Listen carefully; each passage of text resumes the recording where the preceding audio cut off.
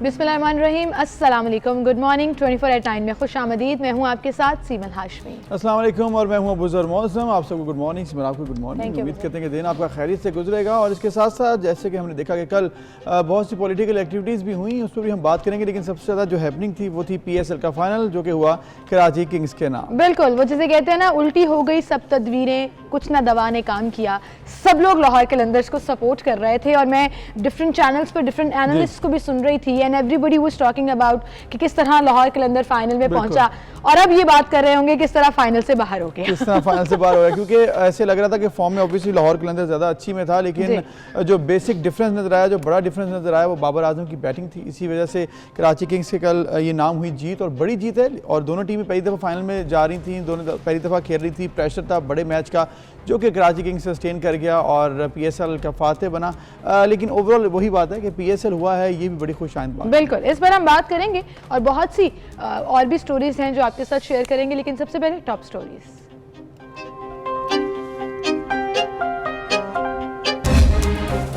वज़ीर-ए-आज़म इमरान खान ने electronic voting system लाने का ऐलान कर दिया। कहते हैं इलेक्शन में मॉडर्न टेक्नोलॉजी का इस्तेमाल होगा, ऐसा इंतखाबी अमल हो जिसे हारने वाला भी कबूल करे। चाहते हैं senate election show off hand के जरिए हों। समंदर पार पाकिस्तानियों का वोटिंग सिस्टम लाएंगे। इंतखाबी इस्लाहात के लिए अपोजिशन को भी दावत दे दी। अपोजिशन इत्तेहाद ने गिलगित बल्तिस्तान इलेक्शन के नताइज को मुस्तरद कर दिया। मौलाना फजलुर रहमान कहते हैं हुकूमत के साथ किसी किस्म की बात नहीं होगी। सिलेक्टेड हुकूमत को घर भेजने तक चैन से नहीं बैठेंगे। PDM के जलसे शेड्यूल के मुताबिक होंगे।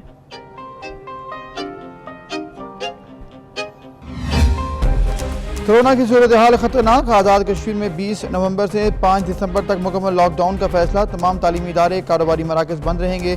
शादी की तकरीबात पर भी पाबंदी होगी। सरकारी दफातर में 50% हाजिरी रखी जाएगी। सिंध के तालीमी इदारों में सरमा की तातलात नहीं होंगी। सईद गनी का ऐलान, बोले पहले ही ज़्यादा छुट्टियां हो चुकी हैं। बलूचिस्तान के तालीमी इदारे 1 दिसंबर को बंद कर दिए जाएंगे।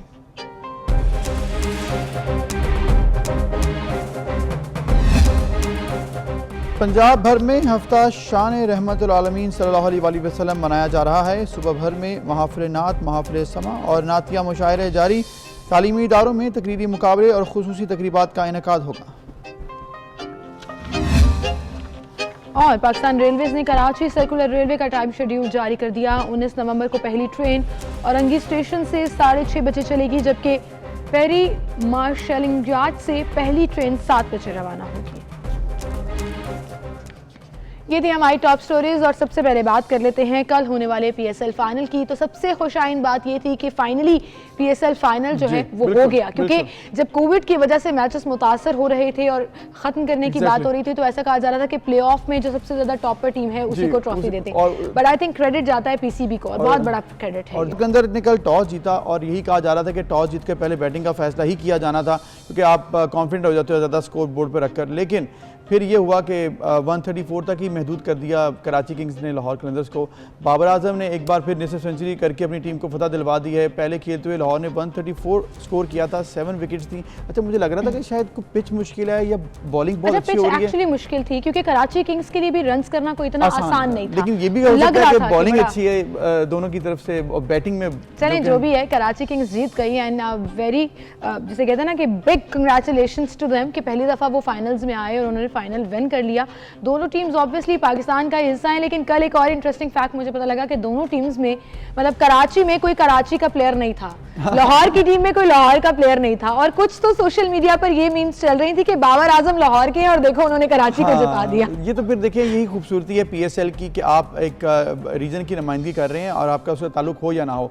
और इसके साथ साथ हमने ये भी कल देखा कि क्राउड जो था वो बड़ा जड़ लगा टीवी के साथ। बहुत से लोग बैठे टीवी, जिस तरह से हम कल भी बात कर रहे थे कि बेशक क्राउड वहाँ पर तो नहीं है, लेकिन लोगों ने स्क्रीन लगाकर घर पे भी अरेंजमेंट किए हुए थे, फैमिलीज फ्रेंड्स को बुला करके आओ इकट्ठे मैच देखें। एक्साइटमेंट थी।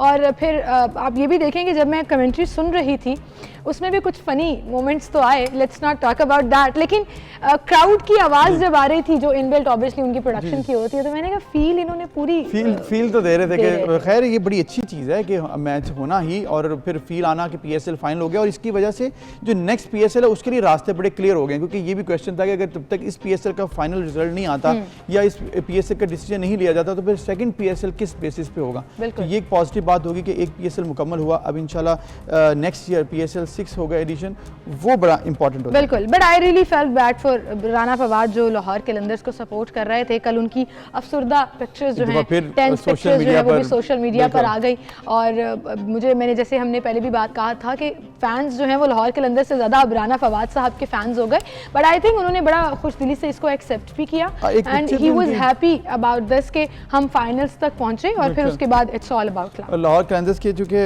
वो टीम के हेड हैं, तो उस पर एक तस्वीर थी जिसमें उन्होंने दिल पे हाथ रखा हुआ है और फिर भी स्माइल कर रहे हैं हार के बाद। सबने कहा कि this picture broke my heart, और लोग बड़ा एक दफ़ा फिर उन्होंने हमदर्दी का इजहार किया। एक और ट्वीट मुझे बड़ा इंटरेस्टिंग लगा कि एक ट्रॉफी के नीचे किसी ने लिखा हुआ था पंजाब नहीं जाऊंगी। सो मूवी से रिलेट करके लोग ये कह रहे थे कि बस अब I am gonna stay in और फिर कराची डीन जोन्स को भी में ट्रिब्यूट पेश किया गया है। कल बहुत से सोशल मीडिया पे सार्फिन जो थे वो डीन जोन्स जो कि कराची किंग्स के साबिक कोच थे, अनजानी डीन कोच, उनका इंतकाल हो गया था।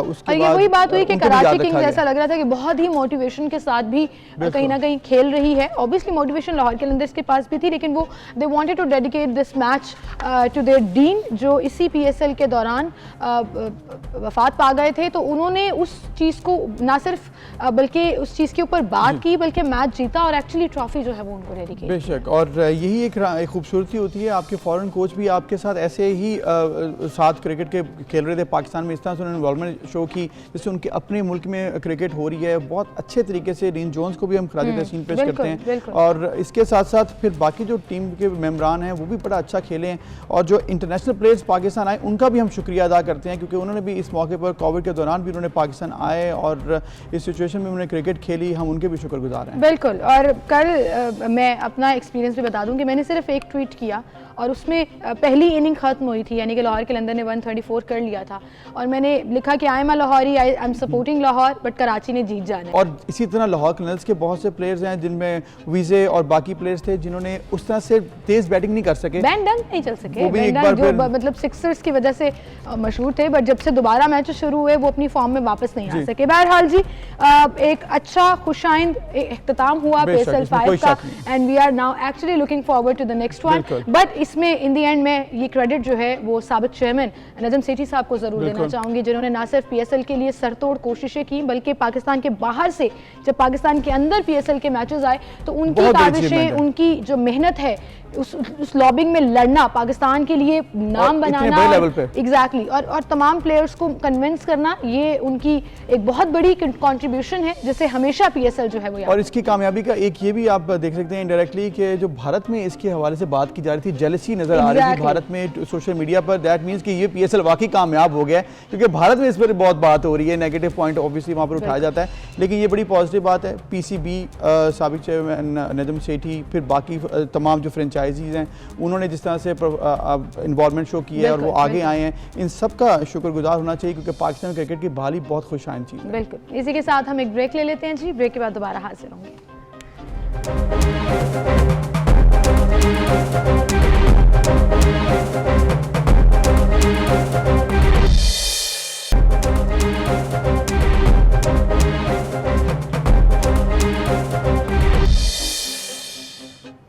वेलकम बैक नाज़रीन। सियासी सूरत-ए-हाल की अगर बात करें तो कल PDM का भी इजलास हुआ, उस पर भी बहुत बात हुई। इसके अलावा वज़ीर-ए-आज़म इमरान खान ने कल ऐलान भी किए हैं, उन्होंने कौम से खिताब भी किया है। उन्होंने कहा है कि वो चाहते हैं कि ऐसा इंतखाबी अमल हो, क्योंकि वो इलेक्शन के हवाले से बात कर रहे थे कि जिसे हारने और जीतने वाले कबूल करें, और मुल्क में इलेक्ट्रॉनिक वोटिंग सिस्टम लाने की भी वो अब कोशिश करेंगे, और ये बड़ा खुशाइंद है। इस पर उन्होंने अपोजिशन को दावत भी दे दी है कि ज़रूर आएँ और मिलकर इसके ऊपर काम करते हैं।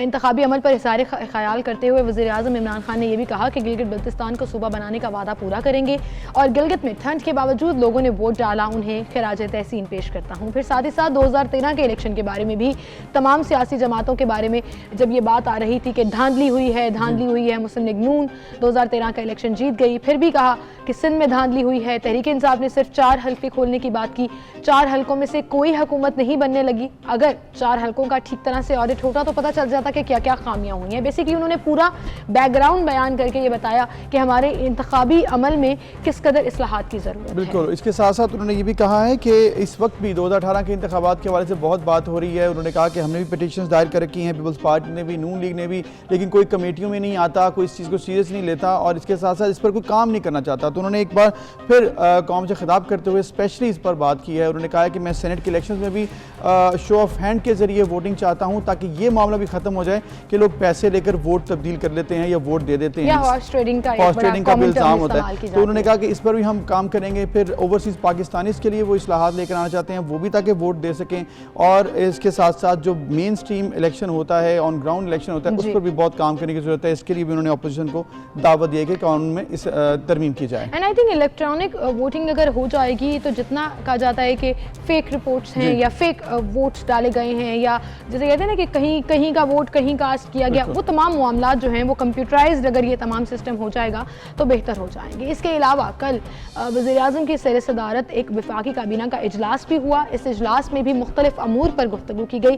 कोरोना समेत मुल्क की मुआशी सूरत हाल के हवाले से भी इस पर बात हुई। बिल्कुल, और इसके साथ साथ ये भी कहा गया कि 14 निकाती जो एजेंडा था उसमें कोरोना से बचाव के अशिया इम्पोर्ट पर ड्यूटी और टैक्स माफ़ी समेत कोरोना से बचाव, स्मगलिंग रोकथाम ऑर्डिनेंस में इख्तियारात की फराहमी की मंजूरी भी दी गई है। फिर इजलास में जो फैसले किए गए उस पर मेडिकल अथॉरिटी का क़याम, ऑनलाइन वीज़ा सहूलत को मज़ीद 16 ममालिक तक बढ़ाने और Islamabad wild life management board के चेयरमैन की तकरीरी की भी मंजूरी दी गई। बिल्कुल, अब आपको ये भी सुनवाते हैं कि इमरान खान साहब ने कल कहा क्या। पाकिस्तान में वो अब एक ऐसा तासुर हो कि अगला इलेक्शन जो हो, और अभी आज़ाद कश्मीर आ रहा है, ये सेनेट का इलेक्शन आ रहा है, ये अब ऐसा हो कि जो भी हारे वो हार तस्लीम करे। हम पाकिस्तान में अब इलेक्ट्रॉनिक वोटिंग लाने लगे। ये इलेक्ट्रॉनिक वोटिंग की हमारी अब इलेक्शन कमीशन से बात हो रही है और नादरा का डेटा लेके इंशाल्लाह ये एक सिस्टम लेके आएंगे कि जो अभी तक पाकिस्तान में सबसे बेहतरीन इलेक्शन करवाने का सिस्टम आएगा। 2013 में 133 लोगों ने कहा कि इलेक्शन में बेज़ाब्तियां या धांधली हुई और उनमें से हमने कहा, तहरीक इंसाफ ने, कि सिर्फ 4 हलकों को खोल दें और उसके लिए पार्लियामेंट में मैं गया, इलेक्शन कमीशन के पास गया। हमने वो 4 हलके इलेक्शन ट्राइब्यूनल्स में लेके गए जिधर कानून ये था कि 4 महीने में फैसला होगा। हम सुप्रीम कोर्ट में गए, सारे लीगल फोरम्स जो हमारे पास थे सब दरवाजों के ऊपर हमने दस्तखत दी और 1 साल तक हम ये करते रहे। जब 1 साल तक 4 हल्की नहीं गवर्नमेंट तैयार हुई खोलने के लिए, तो तब हमने फिर प्रोटेस्ट शुरू की और 126 दिन हमने यहाँ इस्लामाबाद में धरना दिया। वो सिर्फ और सिर्फ इसलिए दिया कि हम चाह रहे थे कि इलेक्टोरल प्रोसेस ठीक हो। ये साफ और शफाफ इलेक्शन की कैंपेन मैं चलाई थी। मैं भी चाहता हूँ कि पाकिस्तान में वो अब एक ऐसा बिल्कुल, इमरान खान साहब ने कहा कि मैं खुद सबसे बड़ा हामी हूं कि साफ और शफाफ इलेक्शन होने चाहिए, वो चाहे जनरल इलेक्शंस हों या सेनेट के इलेक्शंस हों। लेकिन गिलगित बल्तिस्तान के इलेक्शंस के बाद ये बात दोबारा से शुरू हुई है। तो दूसरी जानिब आपको बताते चलें कि पाकिस्तान पीपल्स पार्टी ने यह दावा किया है कि गिलगित बल्तिस्तान के हल्का GB 2A और गिलगित 2 में दोबारा गिनती पर उसके उम्मीदवार को बरतरी हासिल हो गई है। जी, और इसके साथ साथ ये भी कहा जा रहा है कि जमील अहमद को दोबारा गिनती पर 142 वोटों की बरतरी मिल गई है, जबकि इससे कबल आने वाले गैर सरकारी नतायज के मुताबिक उन्हें तहरीक इंसाफ के उम्मीदवार फताहुल्लाह ने 2 वोटों के फ़र्क से शिकस्त दी थी। तो फिर अब ऑब्वियसली ये चेंजेस जो सामने आ रही हैं ये अच्छी चीज़ है, करें। अगर आप कहीं पर आपको शिकायत है तो आप सामने आएँ और इस सिर्फ मरले पर यहीं ना रुक जाएँ, जिस तरह से इमरान खान साहब ने कहा है और इस जो बात सभी कर रहे हैं कि इसको आप असेंबली फोरम पे लेकर आएं और वहां से आकर चेंज ऐसा करें कि दोबारा से ऐसे किसी को भी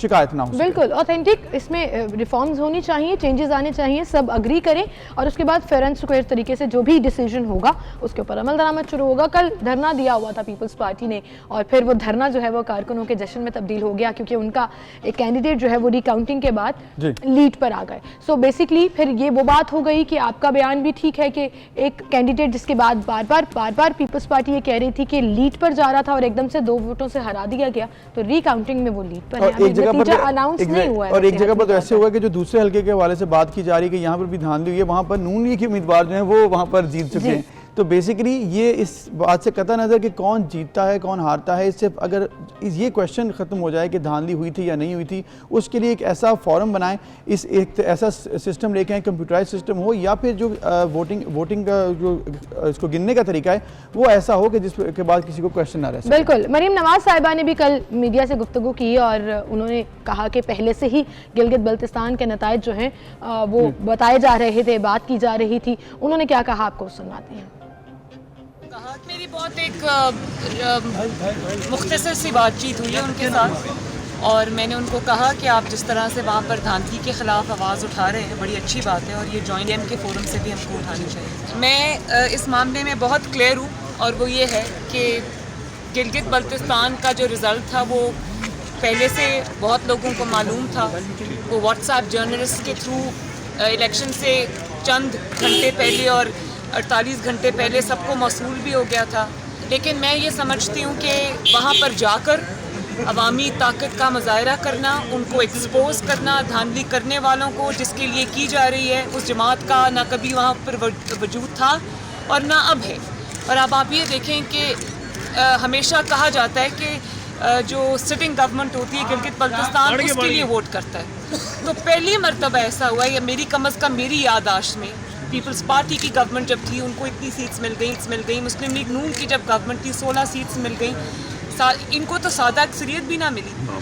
तो ये इनकी तारीखी नाकामी है जिस पर इनको शर्म से मुंह छुपा लेना चाहिए। बेसिकली मरीम नवाज साहिबा ने ऐसा कहा है कि अभी भी चूँकि 10 सीटें हैं पीटीआई की, तो वो इतनी ज़्यादा नहीं है और हुकूमती जमात है, और उस हिसाब से देखा जाए तो वो रिफ्लेक्शन नज़र नहीं आया लोगों के, उस तरह से लोगों ने रिस्पॉन्स नहीं दिया। लेकिन जो आज़ाद उम्मीदवार है मेरा ख्याल है वो भी उसी किस्म के होते हैं जो कि गवर्नमेंट के साथ ही होते हैं, वो भी उनके साथ ही मिल जाएंगे, तो फिर 17 सीट्स के साथ फिर मेजॉरिटी भी मिल जाएगी पीटीआई को, तो ऑब्वियसली और गवर्नमेंट भी बन जाएगी।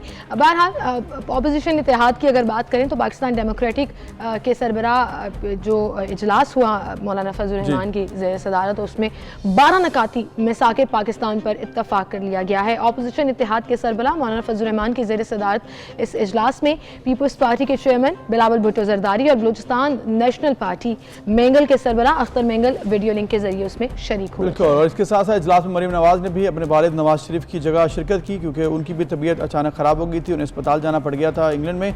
और इजलास में मुल्की सियासी और मौशी सूरत हाल और हालिया गिलगित बल्तिस्तान इंतखाबात का जायज़ा लिया गया और चार्टर ऑफ पाकिस्तान पर भी मुशावरत की गई है और इसमें 12 निकाती एजेंडे पर इत्तफाक किया गया। 12 निकाती एजेंडा क्या है जिस पर अब बात होने जा रही है और उस पर किस तरह से आगे लाएअमल होगा, ये भी बड़ा इंपॉर्टेंट है। बिल्कुल, इसमें से सबसे पहला नकात जो है वो है वफाकी इस्लामी जमहूरी पार्लिमानी आइन पाकिस्तान की बालादस्ती और अमलदारी को यकीनी बनाना है। बिल्कुल, इसके बाद पार्लियामेंट की खुद मुख्तारी जो कि बड़ा इंपॉर्टेंट पॉइंट है, ये सेकंड नंबर पर रखा गया है, ये भी बड़ा ज़रूरी है। और इसके बाद तीसरे नंबर पर है सियासत से इस्टेब्लिशमेंट और इंटेलिजेंस इदारों के किरदार का खात्मा। बिल्कुल, आज़ाद अदलिया का क़याम, फिर आज़ादाना और गैर जानिबदाराना मुनसिफाना इंतखाबात के लिए इस्लाहात और इनेकाद। और मेरे ख्याल से ये तो कल वज़ीर आज़म साहब खुद भी कह रहे थे, तो आई थिंक चलें 12 में से एक के ऊपर तो इत्तफाक हो गया, उस पर तो इत्तफाक हो चुका है। और आवाम के बुनियादी इंसानी और जमहूरी हकूक़ का तहफ़्फ़ुज़ भी इन नकात में शामिल किया गया। बिल्कुल, और उसके बाद नंबर 7 पर रखे गए हैं कि सूबों के हुकूक और 18वीं तरमीम का तहफ़्फ़ुज़। इसमें मुझे लगता है इख्तलाफ बहुत ज़्यादा होगा। अभी इसके ऊपर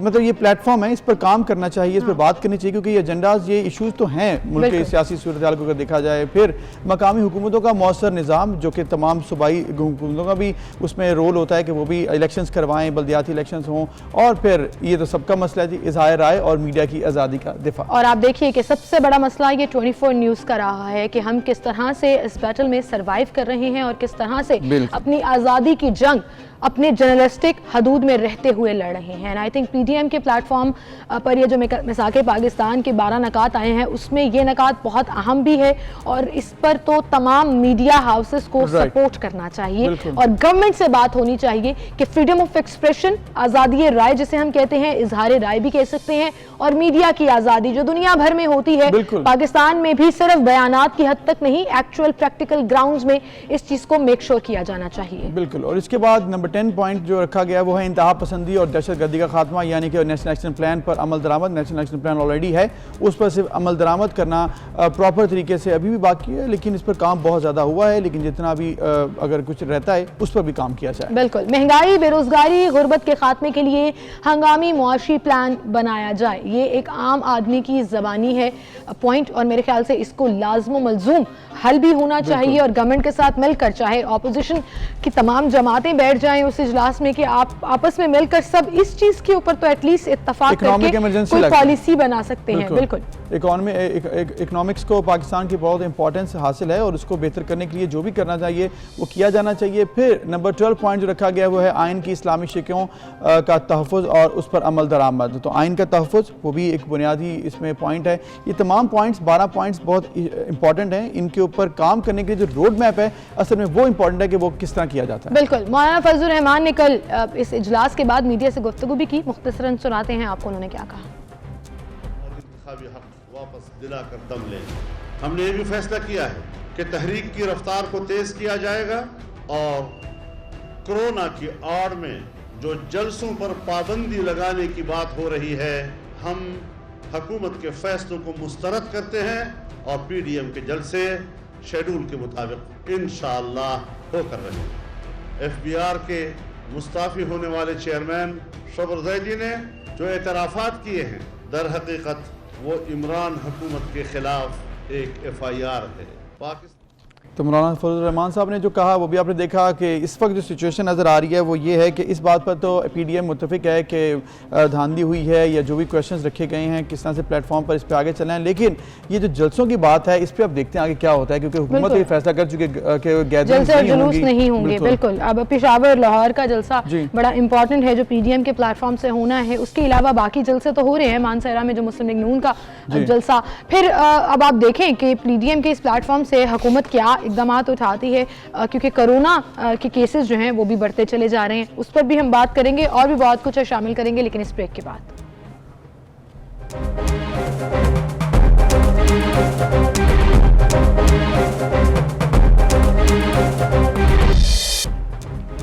वेलकम बैक, एक बार फिर से आपको खुशामदीद कहेंगे। पंजाब में हफ्ता शान रहमतुल आलमीन का आगाज़ हो चुका है और मुआवने खसूसी बराए इत्तलात फिरदौस आशिक ऐवान का कहना है कि 50 करोड़ के फंड से रहमतुल आलमीन स्कॉलरशिप का भी इजरा किया गया। बिल्कुल, ये बड़ा अच्छा इकदाम है पंजाब हुकूमत और फेडरली अगर इसको देखा जाए, ये जो मनाया जा रहा है इससे पूरी दुनिया में एक अच्छा इमेज जाएगा, एक अच्छा तासुर जाएगा। मज़ीद इस हवाले से हुकूमत क्या प्लान बना रही है, क्या सोचा गया है, इस तमाम वीक के हवाले से हम बात करेंगे। मुआवने खसूसी बराए पंजाब फिरदौस आशिक ऐवान साहिबा हमारे साथ मौजूद हैं, उनसे हम बात करते हैं।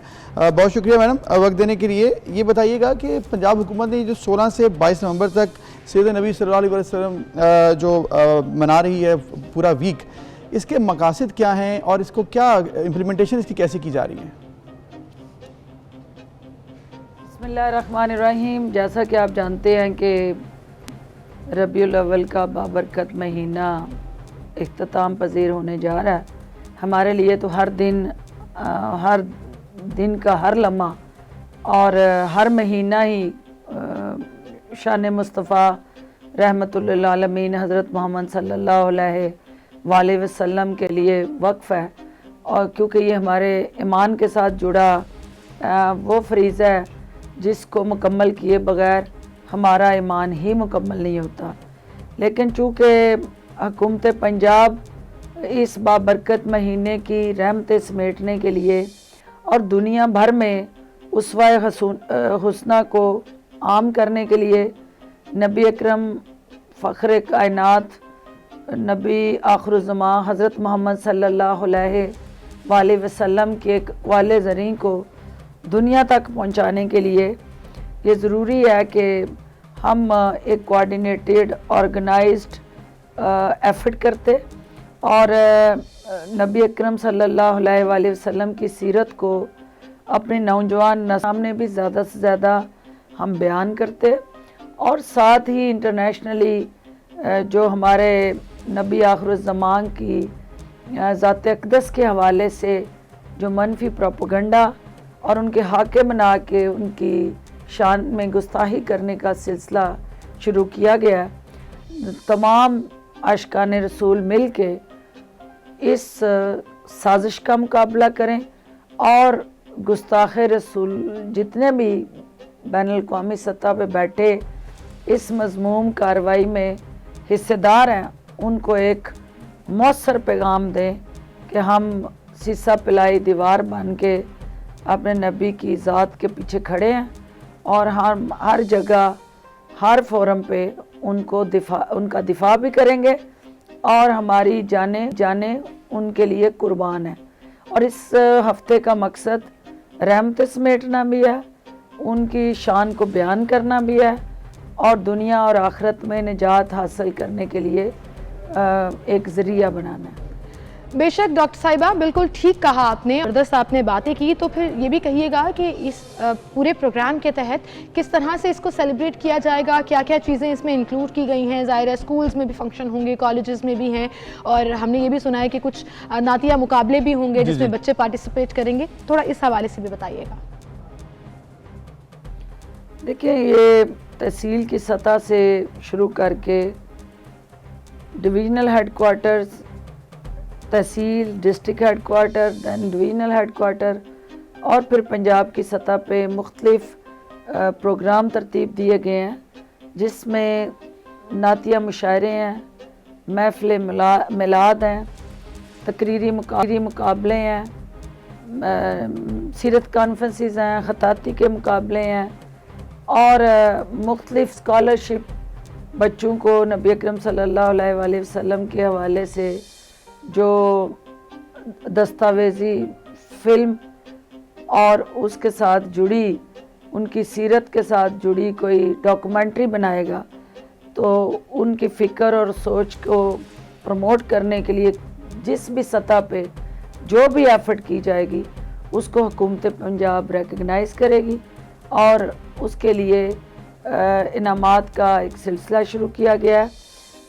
इंशाल्लाह इस हफ़्ते के अख्ताम पे उनमें पोजीशन होल्डर्स जो होंगे हर शोबे में, उनको इनामात दिए जाएंगे और ये एक अकीदत का, मोहब्बत का और निजात हासिल करने का जो एक ज़रिया हमने चुना है, बिल्कुल इसको हम आगे बढ़ाएंगे। बिल्कुल, इसमें कोई शक नहीं है, ये तरीकाकार बड़ा ज़बरदस्त है और लोकली भी आप इस पर काम, नेशनली भी अगर बात की जाए तो यूएन पर भी बहुत इस बारे में बात हुई। वज़ीर-ए-आज़म इमरान खान ने खुसूसी खिताब भी किया यूएन में इस्लामोफोबिया के हवाले से, और इस्लाम मुखालिफ जो इस वक्त बात की जाती है इंटरनेशनली, बहुत से ममालिक में ये मसाइल हैं। तो ये बताइएगा, इंटरनेशनली अगर देखा जाए तो क्या लाहेअमल हुकूमत अपनाने जा रही है कि अगर आइंदा से ऐसा हो तो फिर किस तरह से, क्या बॉयकॉट करना है, सफारती सतह पर कोई इकदाम उठाना है, क्या प्लान बनाया क्या?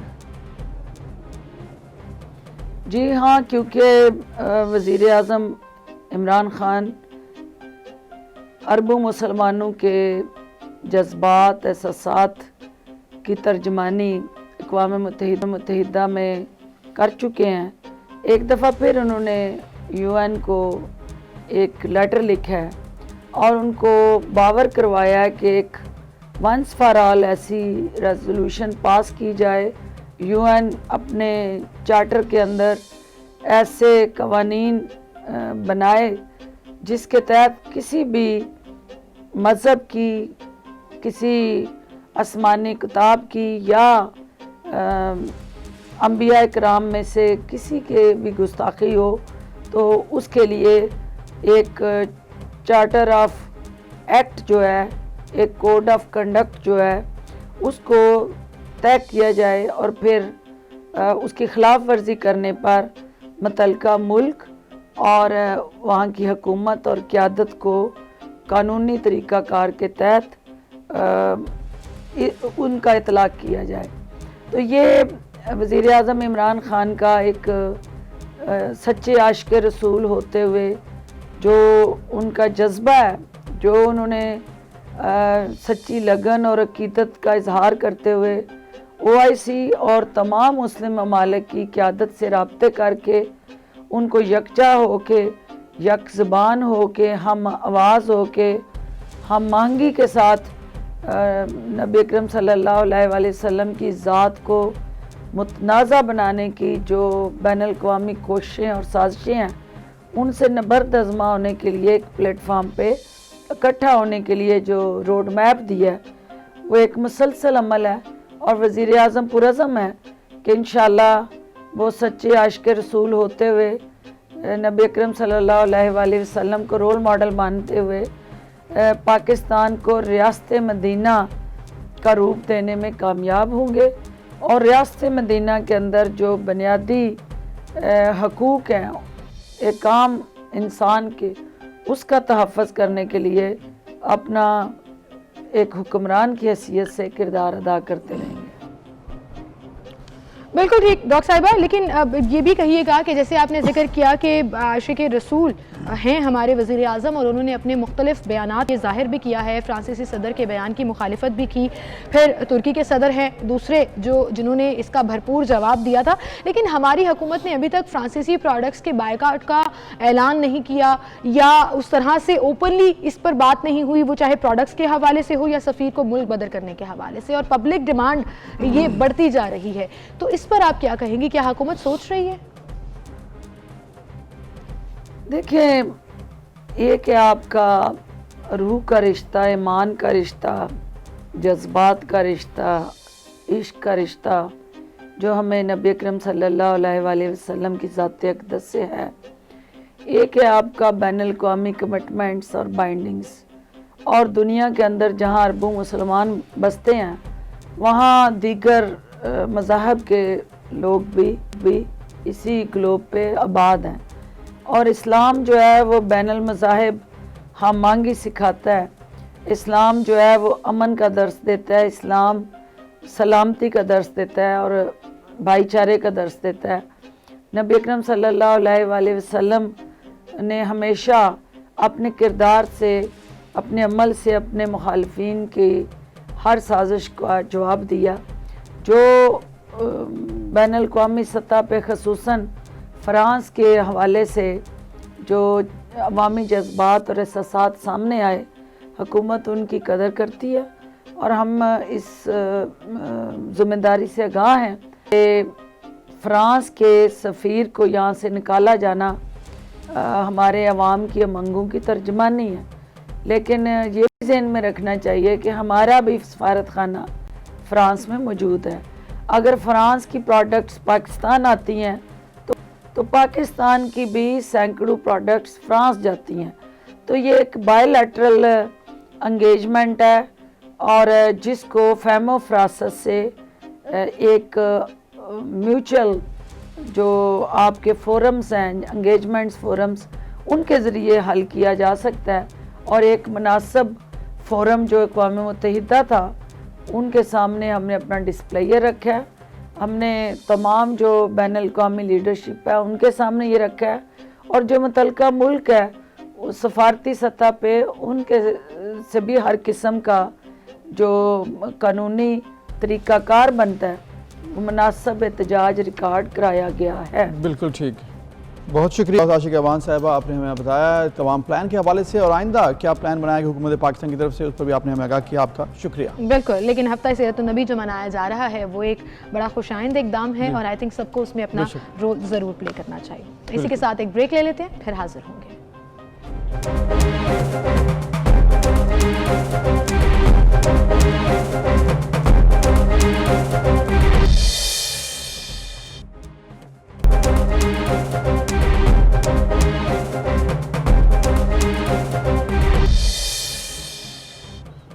वेलकम बैक नाज़रीन, हम बात कर रहे थे ब्रेक पर जाने से पहले हफ्ता शान रसूल सल्लल्लाहु अलैहि वसल्लम के हवाले से, और चूँकि ये पंजाब हुकूमत और वफाकी हुकूमत की सतह पर मनाया जा रहा है, तो वहीं पर लाहौर में तैनात ईरानी कौंसल जनरल मोहम्मद रज़ा नाज़ी ने भी इसी हवाले से खुसूसी पैगाम जारी किया, आपको दिखाते हैं।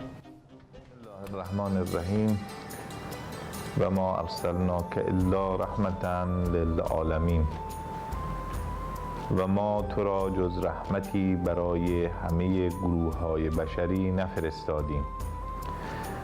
هفته را که با عنوان هفته شأن رحمت للعالمین نامگذاری شده را گرامی می‌دارم و برای همه مسلمانان جهان، به ویژه برای مردم مسلمان جمهوری اسلامی پاکستان آرزوی سربلندی و پیروزی می‌کنم و به تبعیت از قرآن کریم که فرموده است इन हाज़िही उम्मतकुम उम्मतन वाहिदा व अना रब्बुकुम फअबुदून। این پیامبران بزرگ و پیروانشان همه امتی واحد بودند و پیرو یک هدف و من پروردگار شما هستم، پس مرا پرستش کنید. به سهم کوچک خود همه امت جهان اسلام را به وحدت و برادری دعوت می کنم، زیرا خود پیامبر رحمت و مهربانی فرمودند که الجماعت رحمت و الفرقة عذاب. همگرایی و اتفاق رحمت الهی است و تفرقه و جدایی عذاب. در این راستا مقام معظم رهبری حضرت آیت الله خامنه‌ای نیز اشاره نموده‌اند امروز مسلمانان باید از اختلافات جزئی، اختلافات طایفه‌ای، اختلافات تاریخی و اختلافات مذهبی عبور کنند و دست وحدت و اتحاد به یکدیگر بدهند. همان گونه که شاهد بودیم توطئه‌های دشمنان اسلام برای اهانت به جایگاه مقدس حضرت ختمی مرتبت با وحدت و یکپارچگی همه مسلمانان از هر مذهب و نژادی نقشه برآب شد. بار دیگر همگان را به فرمایش قرآن کریم دعوت می کنم که فرمودند واعتصموا بحبل الله جمیعا ولا تفرقوا. همگی به ریسمان خدا چنگ زنید و پراکنده نشوید. و السلام. जी, तो ये वो स्पेशल मैसेज था जो शान रहमतुल्लिल आलमीन हफ्ते के हवाले से ईरानी काउंसिल जनरल ने दिया और उसका तर्जुमा हमने साथ साथ ऑब्वियसली चलाया ताकि आप लोगों के लिए भी आसानी हो कि वो क्या कहना चाह रहे हैं। और डेफिनेटली इस्लामोफोबिया का जो एक कॉन्सेप्ट वेस्टर्न कंट्रीज़ ने पकड़ लिया है उसके ऊपर बात की है। और इस्लाम पीस का दीन है, इस्लाम आपको मोहब्बत सिखाता है, भाईचारा सिखाता है और ये वो मैसेज है जो हमें हर प्लेटफॉर्म से देना चाहिए। बिल्कुल। इसके साथ साथ एक और मामला जिस पर हम बात करना चाहेंगे, आज कश्मीर में जो वाक़या पेश आया, ज़्यादती का वाक़या पेश आया, 4 साल अलीशा को दरिंदों से छुड़ाने वाले कौमी हीरो के बारे से हम बात करना चाहेंगे क्योंकि ऐसे बहुत से वाक़यात होते हैं उसमें पुलिस का जो रोल होता है बहुत इंपॉर्टेंट होता है। जब ऐसा वाक़या होगा तो सबसे ज़्यादा रिस्पॉन्स पुलिस को करना होता है, किस तरह से आपने मुजरिमों तक पहुँचना और फिर उनको सजा दिलवानी है। बिल्कुल। और ये हीरो जो है सिंध पुलिस के, उनके लिए एक बड़ा ज़बरदस्त इकदाम अब किया गया है। असिस्टेंट सब इंस्पेक्टर मोहम्मद बख्श और उनके घर वालों के एजाज़ में सेंट्रल पुलिस ऑफिस कराची में एक तकरीब मुनाकिद की गई। और आप देखिए कि जब कोई इतना आउट ऑफ द वे जाके अपनी ड्यूटी को समझता है तो फिर उसकी अप्रिसिएशन डेफिनेटली इस लेवल की ज़रूर होनी चाहिए। उनके घर वालों को बिठाकर बग्गी में बिठाकर ऑफिस में लाया गया, फिर रेड कारपेट बिछाकर उन्हें खुशामदीद कहा गया और पुलिस बैंड ने बाकायदा इन्हें सलामी दी और सलूट पेश किया। और इस तकरीब में आईजी सिंध पुलिस मुश्ताक महर, तर्जुमान सिंध हुकूमत मुर्तज़ा वहाब और दीगर पुलिस अफसरान ने भी शिरकत की। बिल्कुल। और इस तकरीब में आईजी सिंध पुलिस मुश्ताक महर ने यह भी कहा था कि सिंध पुलिस की तारीख कुर्बानियों से भरी पड़ी है और हम बहादुर बेटी जिन्होंने इसमें रोल अदा किया और अपने उनके वालिद को जज्बाती ना होने का पैगाम दिया और इसके साथ साथ इस बहादुर बेटी को सलाम भी उन्होंने कहा कि हम पेश करते हैं।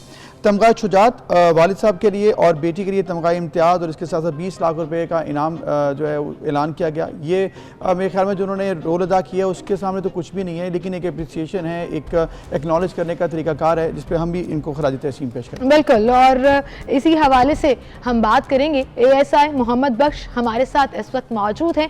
सबसे पहले तो मैं अबूज़र 24 न्यूज़ पूरे का पूरा उन्हें सलाम पेश करता है। अस्सलाम वालेकुम मोहम्मद बख्श साहब। बहुत शुक्रिया जनाब, आपने जो ये इकदाम उठाया और इस पूरे वाक़े के ऑपरेशन में जो आपका और आपकी बेटी का रोल रहा, हम तहे दिल से एज पाकिस्तानी आपके शुक्रगुजार हैं। Thank you. मैं भी आपका बहुत शुक्रगुजार हूँ।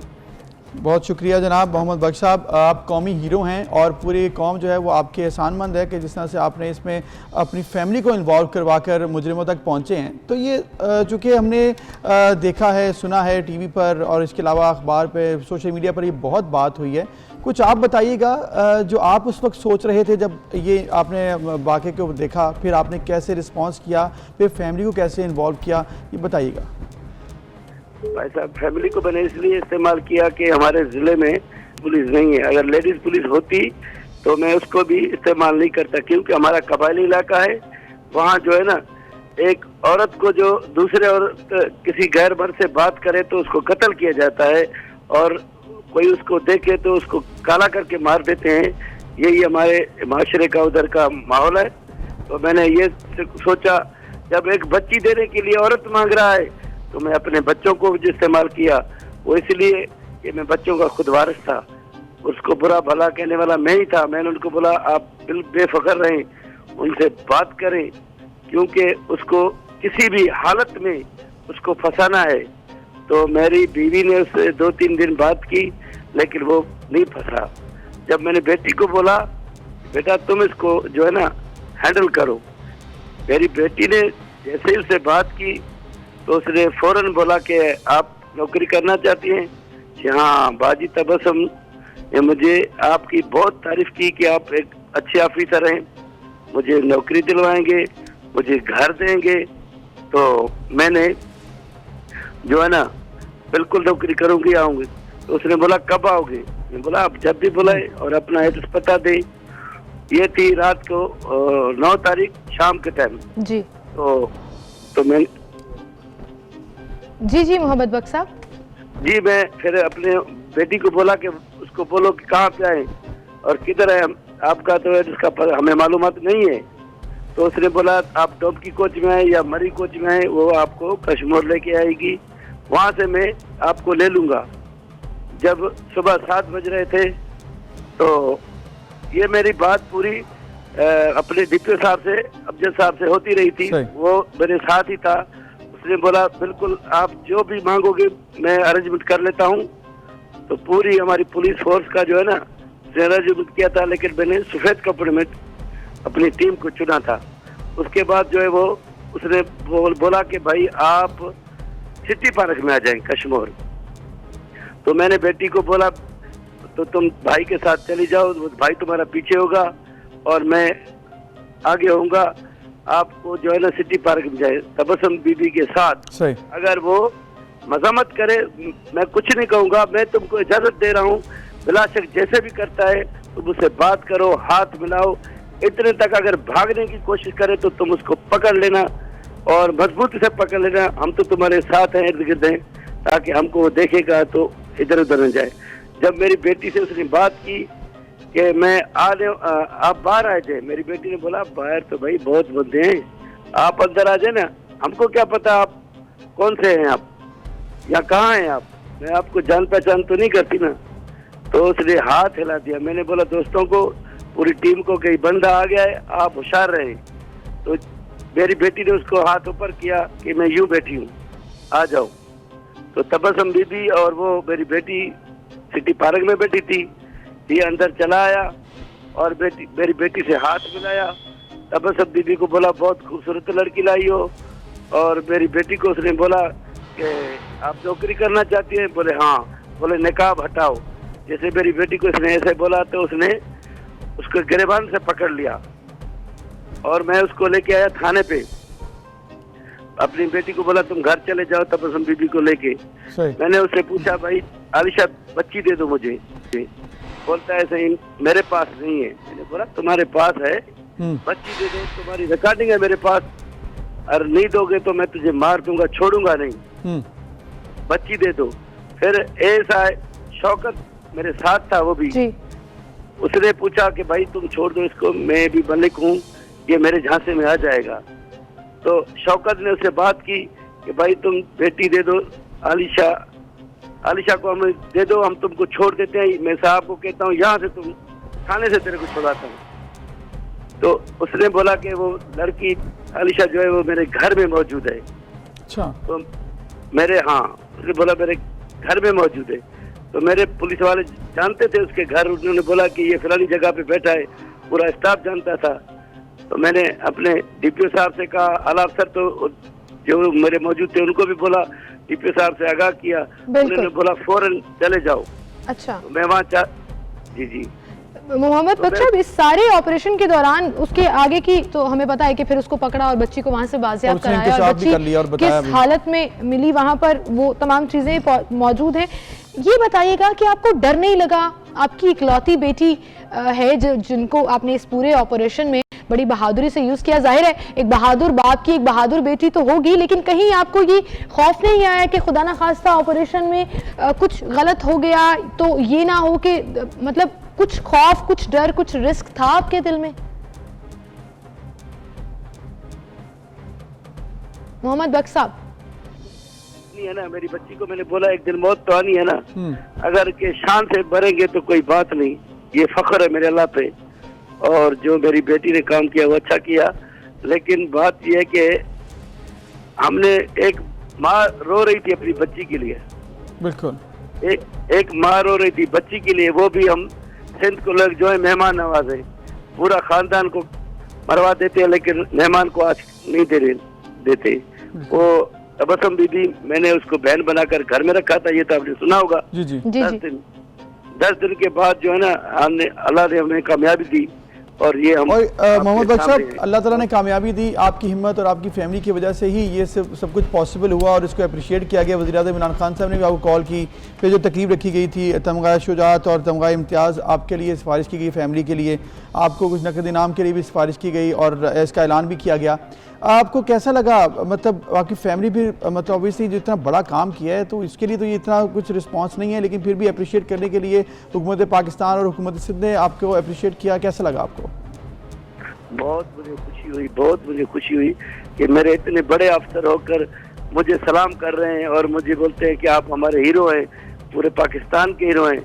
और इमरान खान ने भी बोला, खड़े होकर बोले मुझे तुमको सलाम है।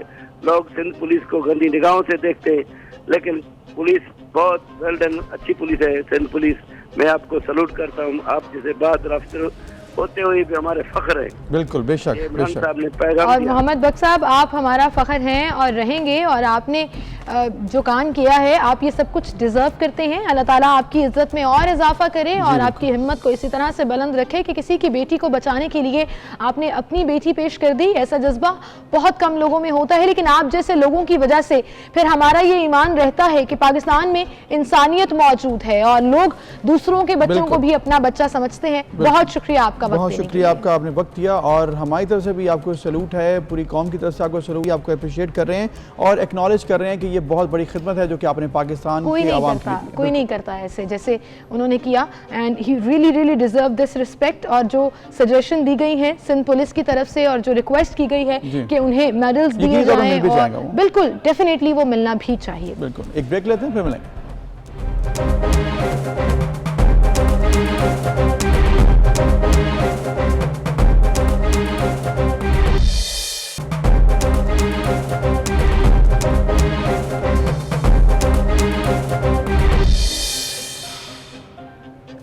Welcome back. एक बार फिर से आपको खुशामदीद कहेंगे। आज 16 नवंबर तो नहीं है, लेकिन 16 नवंबर को एक वादा किया गया था कि पाकिस्तान रेलवेज जो है वो कराची सर्कुलर रेलवे चला देगी, लेकिन हो नहीं सका। अब नया टाइम शेड्यूल जारी कर दिया गया है जिसके मुताबिक पहली सर्कुलर ट्रेन औरंगी स्टेशन से जुमेरात यानी कि कल रवाना होगी। जी, 19 नवंबर अब तारीख दी गई है और इस हवाले से ज़राए का ये भी कहना है कि जुमेरात 19 नवंबर को ट्रेन औरंगी स्टेशन से सुबह 6:30 बजे चलेगी, जबकि पिपरी मार्शलिंग यार्ड से पहली ट्रेन 7 बजे रवाना होगी।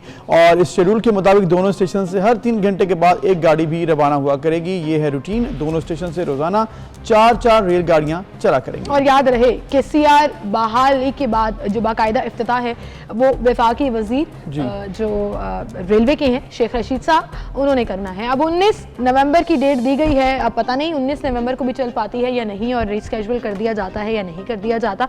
इस पर हम बात करेंगे। हमारे साथ हमारे रिपोर्टर दानियाल सैयद मौजूद हैं। अस्सलाम वालेकुम दानियाल। वालेकुम अस्सलाम सीमल अबूजर, वालेकुम अस्सलाम। Very good morning Daniyal. आप सुबह सुबह ट्रैक पर पहुंच गए, लेकिन ये बताइएगा कि क्या कल सुबह सुबह सर्कुलर रेलवे ट्रेन चलने वाली है या अभी भी कुछ चांसेस हैं कि पॉसिबल नहीं हो सकेगा? सीमल, दावे तो किए जा रहे हैं कि कल यानी कि 19 नवंबर बाद से कराची में 21 साल बाद सर्कुलर रेलवे का बाकायदा तौर पर आगाज़ किया जाएगा, लेकिन इस आगाज़ को 16 नवंबर को होना था जैसा आपने बताया जी। लेकिन ना जाने कौन सी वजूहात थी जिनकी वजह से इसका बाकायदा आगाज़ नहीं हो सका।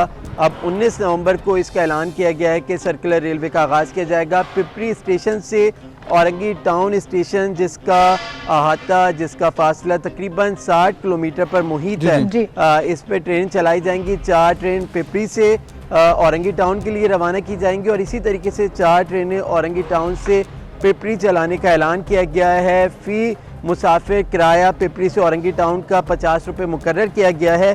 लेकिन अगर कोई मुसाफिर बीच में से यानी कि पिपरी के बजाय लांडी से, शाह फैसल से या कायदाबाद से सवार होकर औरंगी टाउन जाना चाहता है तो उसके लिए कितना किराया होगा, ये अभी तक तय नहीं किया गया है।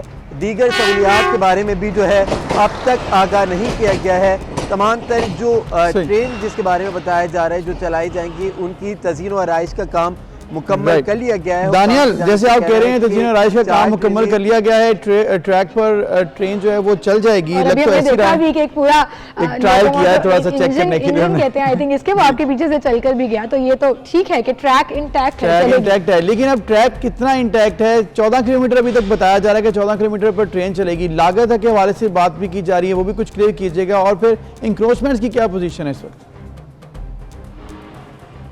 देखिए अबूज़र, इंक्रोचमेंट एक बहुत बड़ा मसला था। सर्कुलर रेलवे की जो अराजी थी उसके ऊपर अभी से नहीं, जब 21 साल कबल सर्कुलर रेलवे चलना बंद हुई थी तो उसके बाद से जो फ़ायदेमंद जो लोग थे, मौके से फ़ायदा उठाने वाले, उन्होंने सर्कुलर रेलवे के अहाते में अपने घर, अपनी झोपड़ियाँ कायम करके वहाँ पे रिहाइश इख्तियार कर ली थी। सर्कुलर रेलवे के अतराफ़ में जो तजावज़ात थी उसके ख़िलाफ़ ऑपरेशन गुज़िश्ता कई सालों से कराची शहर में जारी रहा। अब तमाम तर इलाका जो है वो क्लियर करार दे दिया गया है। पिपरी से लेकर सिटी स्टेशन तक के जो ट्रैक्स थे वो तो मुकम्मल क्लियर करार दे दिए गए थे, लेकिन सिटी स्टेशन के बाद औरंगी टाउन के जो ट्रैक्स थे उनके ऊपर कहीं मलबा था, कहीं पत्थर थे, कहीं झाड़ियाँ थी।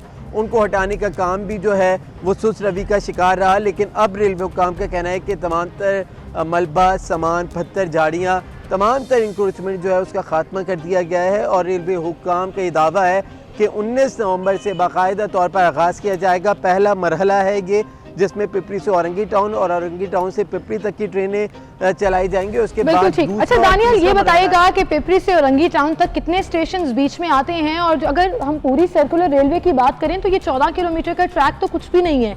ये तो ऐसा लग रहा है कि बस इनिशिएट करके अपने सर से भार उतारने वाली बात है कि दोबारा कोई बात ना करे कि सर्कुलर रेलवे नहीं चल रही या नहीं चला सके। सुस्त रवि का शिकार है, अभी भी ऑपरेशन ट्रैक क्लियरेंस का आपने कहा कई सालों से चल रहा है, अब भी उस पर काम नहीं हो रहा। तो ये कॉस्मेटिकली इसको ऑपरेट किया जा रहा है, मतलब किस तरह से इसको कंप्लीटली फाल किया जा सकेगा, इस हवाले से कोई डेट है? देखिए सिमल, बिल्कुल सुस्त रवि का शिकार रहे। अदालत के अहकामात के बावजूद रेलवे हुकाम की जानिब से भी, पुलिस की जानिब से भी सुस्त रवि का सामना करना पड़ा। ऑपरेशन के दौरान कई मरतबा ऑपरेशन के लिए नफरी पहुंची, लेकिन किसी नताइज के बगैर ऑपरेशन मुलतवी कर दिया गया। लेकिन बहरहाल चंद माह कबल जो सर्कुलर रेलवे के अहाते में जो तजावज़ात थी उनको वागज़ार कराया गया है। 60 किलोमीटर पर मुहित ये फासला है जो पिपरी से औरंगी टाउन पर मुहित है। इसके अतराफ़ से तमाम तजावज़ात हटा दी गई हैं। जो ट्रेनें जो मुख्तस की गई हैं इस सर्कुलर रेलवे के लिए, उसके बारे में जो हमारे ज़राए उनका कहना है कि उनके ऊपर तज़ीन और आइश की गई है, लेकिन उनके इंजन, उनकी सीट जो हैं ऐसी कंफर्ट नहीं है जिसके ऊपर 60 किलोमीटर का फासला तय किया जा सके। दानियल, अभी ट्रेन तो चल पड़े, फिर कंफर्टेबल ट्रेन भी मंगवा लेंगे।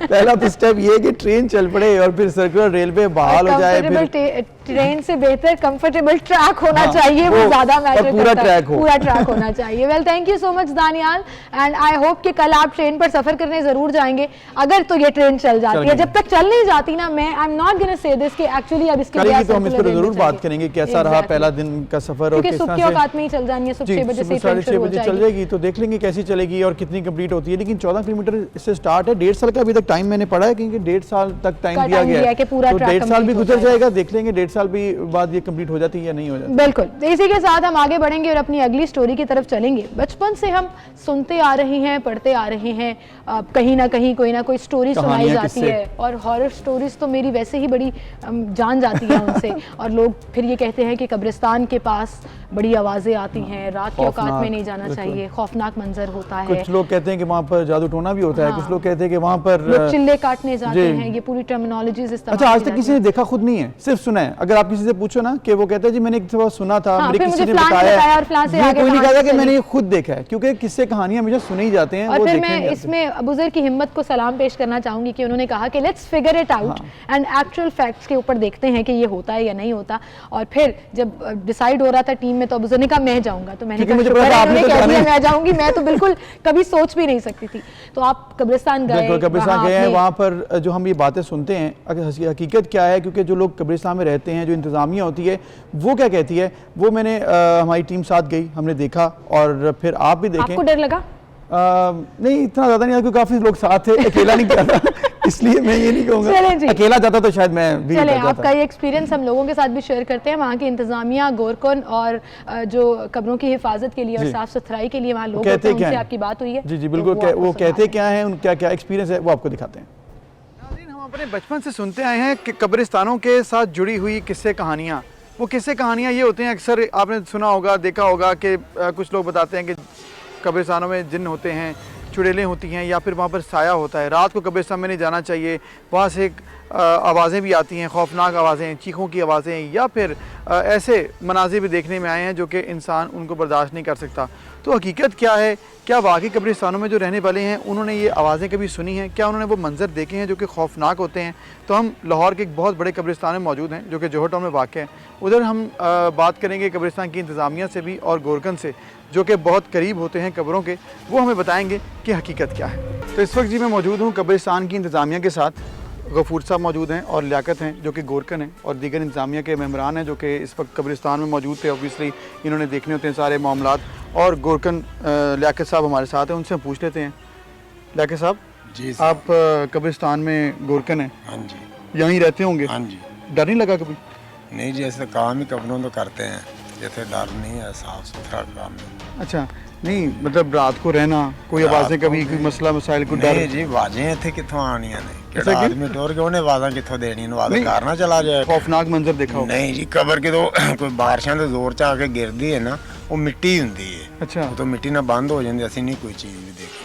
कभी नहीं देखी? नहीं जी, अच्छी, लेकिन बड़ा सुनने हैं कि जी कब्रिस्तान में जाओ तो रात को नहीं जाना चाहिए, वहाँ पे जिन्न होते हैं, चुड़ैलें होती हैं, आवाज़ें आती हैं, ऐसा कुछ? नहीं जी, इत्थे आवाज़ां कित्थों आनियां ने, कोई चीज़ नहीं आती। अच्छा एवें लोगों ने खौफनाक काम किया हुआ है। अच्छा, तो बच्चे आपके यहाँ पे खेलते हैं, कोई मसला नहीं होता उन्हें? नहीं जी, रात में इत्थे आदमी दुआ करन भी आंदे ने, अच्छा। कबरां वाले भी आंदे ने रात में इत्थे। कोई अजीब वाक़या दसो नहीं नहीं जी, थोड़ी साढ़े कोल नवा एरिया, साढ़े कोल कोई ऐसा काम नहीं। ये आप जौहर टाउन में जो कब्रिस्तान है बहुत बड़ा है, इससे जी। पहले आप गार्डन टाउन में थे, जी। वो भी बड़ा पुराना कब्रिस्तान जी। है। कभी आपने ऐसा सारी वाक़या सारी सुना? रात हम उधर क्रिकेट खेलते थे, अच्छा, सारी सारी रात।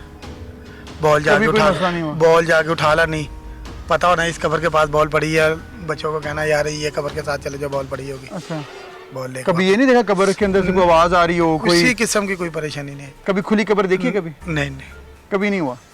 तो ये जो कहते हैं जादू होता है कब्रिस्तानों में, इस बारे में क्या? इधर सर सारा दिन असी थे, ए जादू जुदू वाला थे, कोई काम नहीं है। अच्छा, कभी आज तक इन्ने तो साल हो गए ने वाहद है कब्रिस्तान होएगा, बल्कि अगे भी ने कोई इत्थे तवीता गया ला, कोई इत्थे बुजुर्ग दाम करने वाला, किसी किस्म का कोई लाहौर नहीं है। कोई चीख वगैरह, कोई खौफनाक आवाजें? कभी नहीं। कभी जिन देखा कब्रिस्तान में? कोई रूह देखी? तो जब डरना है तो कोई शापर पे पाँव आ जाए तो आदमी डर जाता है, तो वो कह हवा चली है तो शाह की आवाज़ आ गई है, तो वो कब्रिस्तान की आवाज़ तो नहीं थी, वो हवा होती है। तो जंगल सुनसान होता है, आदमी ऐसे कह देता है शाह की आवाज़ आई थी, तो लोगों को डरा दिया। तो हमने कभी नहीं देखा। आप कब्रिस्तान में बैठ कर देखें, रह कर देखें, आपका खौफ जाता रहेगा। इन हो गए 8 साल। 8 साल हो गए ने। हाँ। आप यहाँ पे काम करते हैं इतने साल से, कभी रात को कोई चीखों की आवाजें, कभी खौफनाक आवाजें आई हैं? कोई आवाज नहीं, अस सौ ही थक जाइए तो सौ ही बिचे जाने। अच्छा, कबर ते सो जाते? भाई मैं साइड ते या किथे दिल की तथा कभी डर नहीं लगे? ना, डर के नहीं रखो, इस तरफ भी कबर, उससे भी कबर, बीच में आप सो रहे हैं, डर नहीं लगा? कोई डर नहीं। नहीं जी, ये हैं कब्रिस्तान की इंतज़ामिया और साथ कब्रिस्तान के वो लोग जो कि कब्रों को संभालते हैं, कब्रों की देखभाल करते हैं, कब्रों की सफाइयाँ करते हैं। उन्होंने क्या कहा है वो आपके सामने है, और इसके साथ साथ लोग क्या कहते हैं, लोग क्या आपको सुनाते हैं कहानियाँ, किससे, वो आप खुद फैसला कर लें कि क्या सच है और क्या गलत है। अच्छा, तो फिर अबूजर इसका मतलब ये सिर्फ कहानियां ही होती हैं इसमें? बिल्कुल, मुझे तो ऐसे ही लगा है। क्योंकि देखिए आप, हमने जिस तरह हमने पहले कहा था कि सुनी सुनाई बातों पे लोग बिलीव करके डर जाते हैं, ऐसा नहीं है। जो लोग वहाँ पर रहते हैं, फैमिलीज रहती होती हैं, उनसे कभी आपने ऐसी बात नहीं सुनी होगी, और कभी भी हकीकत के ऊपर बात जब तक तभी नहीं करनी चाहिए जब तक आपने वो खुद ना देखा। आई थिंक ये फिक्शंस आपके सबकॉन्शियस में होती हैं, जो ये चीज़ों को, जैसे एक बड़ी ज़बरदस्त उन्होंने बात की कि हवा चल रही होती है तो ऐसे लोग कह देते हैं कि जी वहाँ से आवाज़ें आ रही थी। जैसे अभी ये एडिटिंग के दौरान जो म्यूजिक लगा दिया गया था इसके पीछे, उससे आपको डर पैदा हो जाता है, खौफ पैदा हो जाता है। बिल्कुल सही, लेकिन अच्छी अटेम्प्ट थी और आई थिंक ज़बरदस्त चीज़ थी कि लोगों को क्लियर भी करना चाहिए वहाँ जो लोग होते हैं वो इस बारे में क्या एक्सपीरियंस करते हैं, वो हमने आपके बिल्कुल। अगर आप खुद भी एक्सपीरियंस करना चाहते हैं तो आप भी किसी भी वक्त जा सकते हैं, आप भी जा सकती हैं, सुबह या शाम या किसी टाइम जाकर देखें, ऐसी कोई बात नहीं होती है, सिर्फ बातें होती हैं। खैर, एक ब्रेक लेते हैं। फातिहा पढ़नी चाहिए मेरे ख्याल से, ये बहुत जरूरी है, और दुआ करनी चाहिए। आपके बड़े हैं, करीबी लोग हैं, रिश्तेदार हैं, आपके नहीं किसी और के होंगे, तो वहाँ पर खौफ की कोई बात नहीं है। वहाँ पर जाएं, दुआ कीजिए और वापस आ जाइए, खौफ में मुब्तला ना होइए। बिल्कुल। इसी के साथ एक ब्रेक ले लेते हैं, फिर हाजिर होंगे।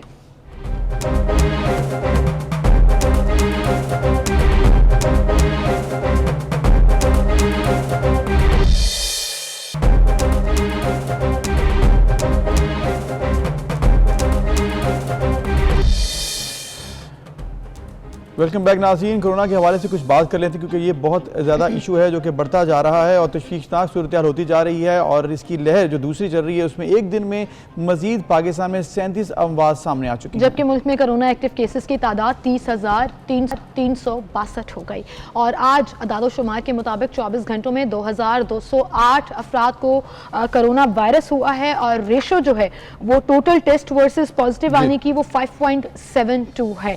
सो सेकेंड वेव जो है उसका वार तेजी से मुल्क में फैल रहा है और लोग जो हैं वो कोरोना का शिकार हो रहे हैं। ऐसी क्या वजूहात हैं कि इस दफ़ा ये कहा जा रहा है कि सेकेंड वेव ज़्यादा खतरनाक है और बहुत तेजी से ये रेशो जो 2 से कम हो गई थी अब 5, 6 और 7 तक भी जा पहुंची है, और दूसरी तरफ वैक्सीन के ट्रायल्स भी जारी हैं। जैसे हमने पहले भी इस पर बहुत बात की है कि चाइना की तरफ से जो ट्रायल का एक पूरा एक्सपैंड किया गया उस सर्कल को, उसमें पाकिस्तान भी वॉलंटियर्स को पिक कर रहा है, और वॉलंटियर्स खुद उसके लिए अपनी खिदमत दे रहे हैं कि हम वैक्सीन कराते हैं और फिर उस ट्रायल का हिस्सा बन जाते हैं। तो इन तमाम चीज़ों पर हम बात करेंगे।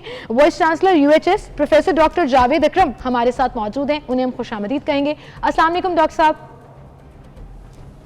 जी वालेकुम अस्सलाम, thank you so much doctor साहब फॉर ज्वाइनिंग इन। सबसे पहले तो हम कोरोना की सेकेंड वेव के हवाले से बात करेंगे। कहाँ हमने कोरोना पर काबू पा लिया था और हम 2% की रेशो से भी नीचे आ गए थे, अब दोबारा से केसेस रोज़ की बुनियाद पर बढ़ते जा रहे हैं, और डॉक्टर्स ये भी कह रहे हैं हॉस्पिटल्स की सिचुएशन के मुताबिक कि जो केसेस अब रिपोर्ट हो रहे हैं उनके सिम्टम्स पहले जो फर्स्ट वेव में थे उससे ज़्यादा हैं और ज़्यादा ख़तरनाक है। ये आप क्या कहेंगे? देखें, सबसे पहले तो मैं ये कहूँगा कि ये मिस परसेप्शन है और ये बड़े मिसलीडिंग है कि हम कहें कि सेकंड वेव्स वगैरह कुछ नहीं है। ये कोरोना वही है जो फरवरी 2020 में पाकिस्तान में एंटर हुआ। ज़ाहिर है 2019 11 दिसंबर को पहला केस वुहान के बाद जब ये एंटर हुआ तो उसके बाद ये कॉन्स्टेंटली मौजूद है। कोई भी ऐसा दिन पिछले पूरे साल में नहीं गुजरा 2020 में जब ये कोरोना ना रिपोर्ट हुआ हो। तो ये बड़ा या कम होना एक है। ये जो मिसपरसेप्शन रहा है लोगों में कि शायद ये ख़त्म हो गया है और अब ये दोबारा नमूदार हो रहा है, ऐसा नहीं है। और मैं समझता हूँ कि इसकी वजह ये है कि हमें कॉन्स्टेंटली जब तक कि एक आखिरी केस भी दुनिया में है ये पोटेंशियल रहेगा कि ये बढ़ेगा। और किसी वक्त जब हम अपनी एहतियात छोड़ देंगे और जैसे मास्क की यूज़ छोड़ देंगे या सोशल या फिज़िकल डिस्टेंसिंग छोड़ देंगे, पुरहजूम जगह पे जाएंगे या हाथों की हाइजीन का ख्याल नहीं रखेंगे तो डेफिनेटली ये एस्केलेट करेगा। और ये मौसमी तब्दीली के साथ डेफिनेटली बढ़ता है। जब बारिशें हुई थी या थोड़ी गर्मी थी तो ऑब्वियसली ये ट्रांसमिशन कम इसलिए हुई कि ये जो वायरस का पार्टिकल है वायरियन, ये एक इंसान से दूसरे को जाने के लिए या तो ये बहुत छोटे पार्टिकल्स हैं जिनको हम एरोसोल कहते हैं या ड्रॉपलेट्स होते हैं। तो इनमें जब नमी आ जाती है तो वो इतनी तेज़ी से ट्रेवल नहीं कर पाते और वो हैवी हो जाते हैं और वो ये सेटल हो जाते हैं मेज़ों पे या फर्श पे या कपड़ों पे, तो इसलिए वो ट्रांसमिशन का टेम्परेरीली कम होती है, वो मौजूद रहती है वायरस इन एनवायरनमेंट। तो मैं समझता हूँ कि ये हमें कांस्टेंट एक स्ट्रगल है और ये अपने जो SOPs हैं या जो प्रिस्क्राइब्ड हमने बताई हुई एहतियात, इनको कभी भी नहीं छोड़ना चाहिए। जब भी छोड़ेंगे ये एस्केलेट होगा और बहुत सारी कीमती जानों का ज़िया हो जाएगा। आप देखें तकरीबन दो इंसान एक घंटे में मर रहे हैं सिर्फ पाकिस्तान में, और अगर आप पूरी दुनिया देखें तो तकरीबन 80 के करीब लोग एक घंटे में मर रहे हैं, 80 से 150 के करीब। तो ये बहुत बड़ा डॉक्टर साहब की बात बिल्कुल ठीक है और एक जान का चला जाना भी बहुत, बिल्कुल इसमें कोई शक नहीं है कि एक जान का भी चला जाना अलमिया होता है। तो यहाँ पर सैकड़ों जानें रोज़ाना जा रही हैं, तो इसका हल तो यही है कि SOPs की खिलाफ वर्जी ना हो और उस पर यकीनी बनाया जाए। अब सिचुएशन क्या है, आप किस तरफ देखते हैं पाकिस्तान में? जो कि आपने कहा वेदर चेंज हो रहा है, अब सर्दियाँ आएंगी तो क्या हम कह सकते हैं कि क्योंकि नमी भी होती है तो फिर ये थोड़े कम हो जाएगी वेव, या फिर और बढ़ने के भी चांसेस हैं?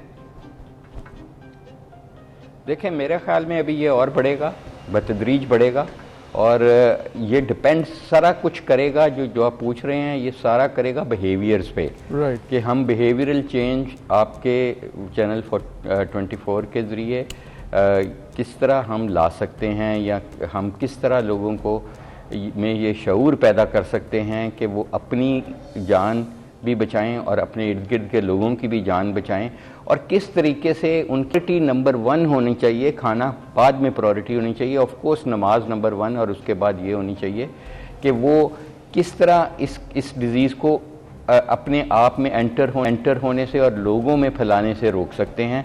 और ये अगर वो उनके दिमाग पे ये चीज़ सवार हो जाए और वो इस चीज़ की केयर करें कि वो एक जंगी सूरत हाल में हैं और हमें अपने आप को भी बचाना है, लोगों को भी बचाना है विद वॉटएवर जो बार बार हम कहते हैं, लेकिन वो कहने से काफ़ी नहीं है, हमें वो अपनी ज़िंदगी में ये बिहेवियरल चेंज लाना पड़ेगा for many years to come. Even हम जो भी कर लें ये रहेगी और ये बढ़ती रहेगी।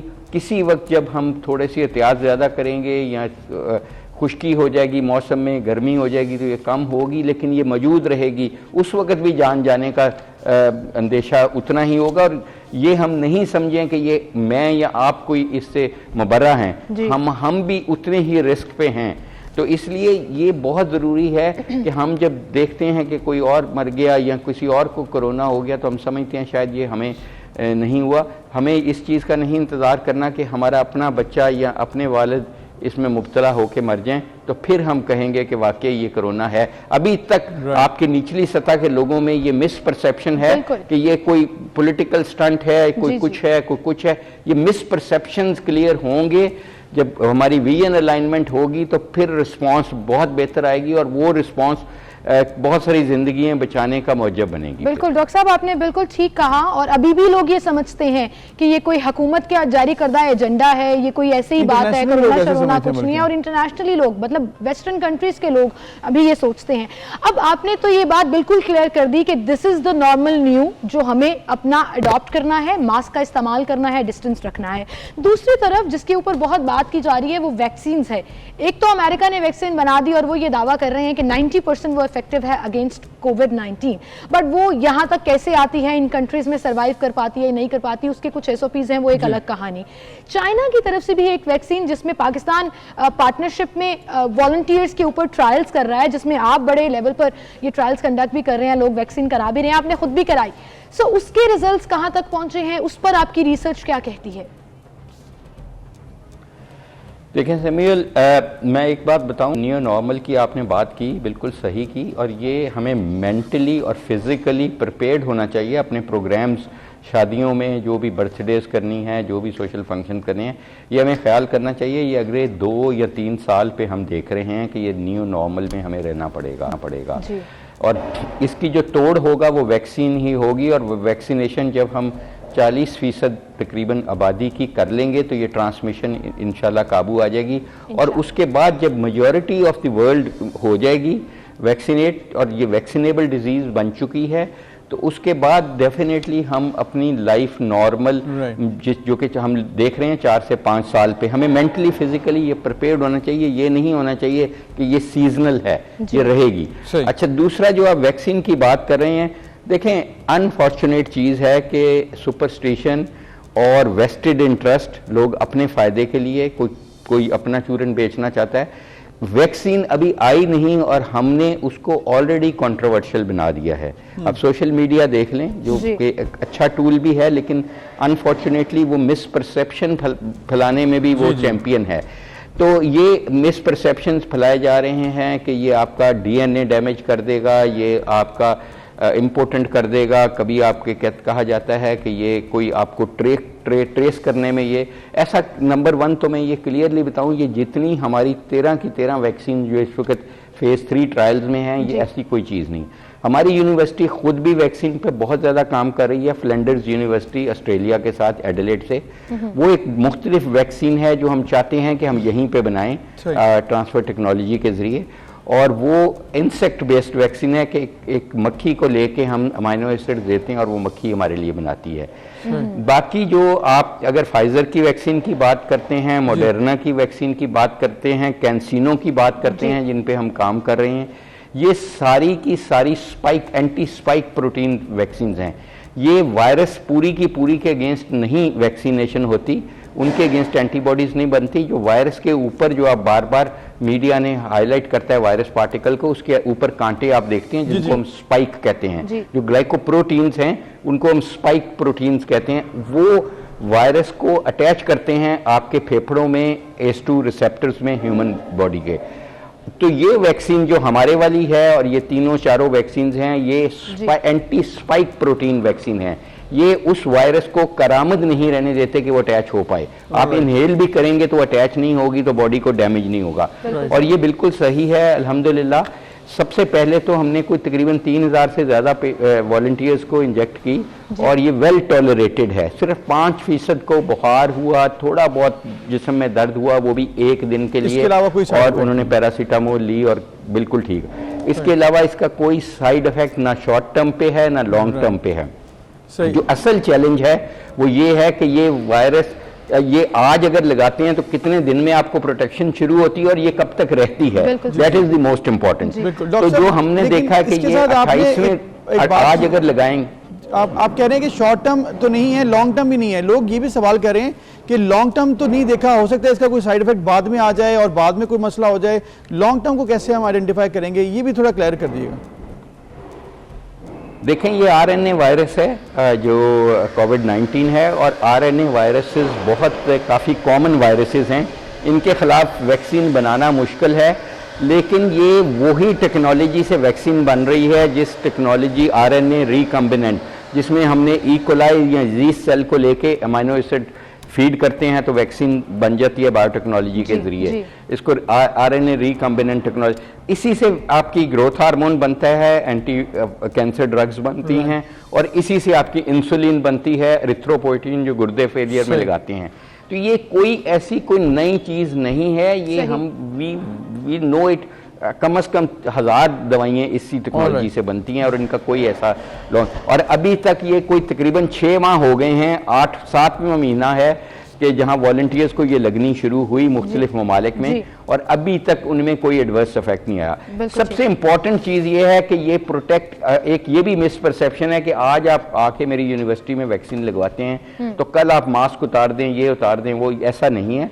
इसकी एंटीबॉडीज जो प्रोटेक्टिव लेवल तक जाती हैं वो तकरीबन 28 दिन लगते हैं। तो 28 दिन आपको तो 100% एहतियात करनी चाहिए और उसके बाद भी करते रहना चाहिए, मैं समझता हूँ। और उसके बाद आपको एंटीबॉडीज टेस्ट कराते रहना चाहिए कि आपकी एंटीबॉडीज, और मेरा ख्याल है कि एक 6 माह से 8 महीने तक आपको एक और शायद बूस्टर भी लगवाना पड़ेगा इस वैक्सीन का। शायद एक इंजेक्शन से पूरी उम्र के लिए आपको नहीं बेहतर ये होगी। बिल्कुल सही। डॉक्टर साहब, thank you so much for clearing out all the myths, misconceptions जो वैक्सीन्स को लेकर फैलाई जा रही हैं, रूमर्स सोशल मीडिया के ऊपर या आपस में बात करते हुए आपने एक बड़ी ज़बरदस्त बात की। और उसी नोट पर हम इस सेगमेंट को भी ख़त्म करेंगे कि अपनी हेल्थ की जिम्मेदारी हमने खुद लेनी है। सो हम रोल प्ले करना है, और वो सिर्फ सिंपल ये है कि आपने कोरोना के SOPs को फॉलो करना है। बिल्कुल, इसके अलावा और कोई हल नहीं। जाइए और इस तरह की सुनी सुनाई बातों पर फिर से बिलीव मत कीजिए कि ये वैक्सीन आपको कोई साइड इफेक्ट दे देगी। जैसे डॉक्टर साहब ने कहा है, इंटरनेशनली इसको ट्रायल 3 में रखा ही तभी गया है जब इसके कोई साइड इफेक्ट्स नहीं है, इस पर कोई सब एश्योर हो चुके हैं। बिल्कुल सही। इसी के साथ हम आगे बढ़ेंगे और एक ब्रेक की तरफ चलते हैं, फिर हाजिर होंगे।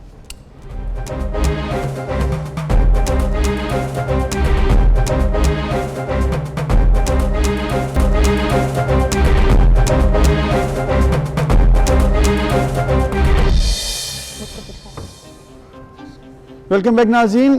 बहुत सी टेक्नोलॉजीज़ दुनिया में इम्प्रूव हो रही हैं और इस पर बहुत काम हो रहा है। तो गाड़ी चूँकि काफ़ी लोग इस्तेमाल करते हैं तो उसमें एक प्रॉब्लम होता है अक्सर लोगों को। आपको जब गाड़ी चलाती है तो क्या प्रॉब्लम नजर आया? एज अ फीमेल मुझे सबसे ज़्यादा प्रॉब्लम तब होता है जब मेरी गाड़ी का टायर फ्लैट हो जाता है। गाड़ी का टायर जब पंक्चर हो क्योंकि वो आप जितना मर्जी सीख लें, उसके लिए जो स्ट्रेंथ और वो चाहिए होती है टायर चेंज के लिए, आपको जो हर्डल होती है, फिर जो प्रॉब्लम होती है, आपने कहीं जाना और रास्ते में टायर पंक्चर हो जाए, हाईवे पे टायर पंक्चर हो जाए, तो फिर आपको टायर लगवाने के लिए, चेंज करने के लिए बहुत से प्रॉब्लम होते हैं। तो इस प्रॉब्लम का हल निकाल लिया गया है। फ्रेंच कंपनी है जिसने ये हल निकाला है कि अब गाड़ी का टायर पंक्चर इसलिए नहीं होगा क्योंकि उसके अंदर हवा ही नहीं होगी। अच्छा, मतलब एयरलेस टायर्स जो हैं वो अब मुतारिफ करा दिए गए हैं। हवा नहीं होगी तो टायर पंक्चर नहीं होगा, पंक्चर नहीं होगा तो खवातीन ड्राइवर्स को स्पेशली मैं कहूंगी कि जरूरत नहीं पड़ेगी कि आप टायर चेंज करें। ये देखें टायर की किस तरह से मैन्युफैक्चर किया गया है कि उसके अंदर एयर नहीं है और वो बस एग्जैक्ट टाइप टेक्नोलॉजी रबर है और रबर को ऐसे बनाया है कि वो किसी भी रोड पर, किसी भी जगह पर, किसी भी सतह पर वो चल सकता है विदाउट गेटिंग पंक्चर्ड। और ये एक यूरोपियन कंपनी है जिसने इसको इंट्रोड्यूस कराया है।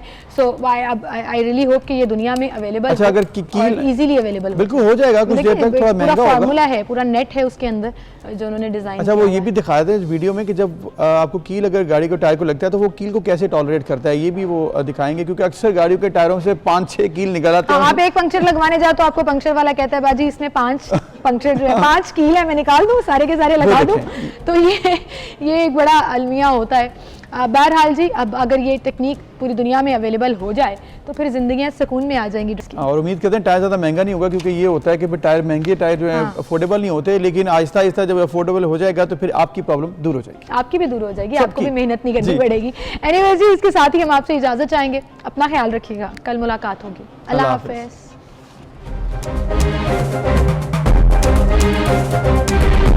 Thank you.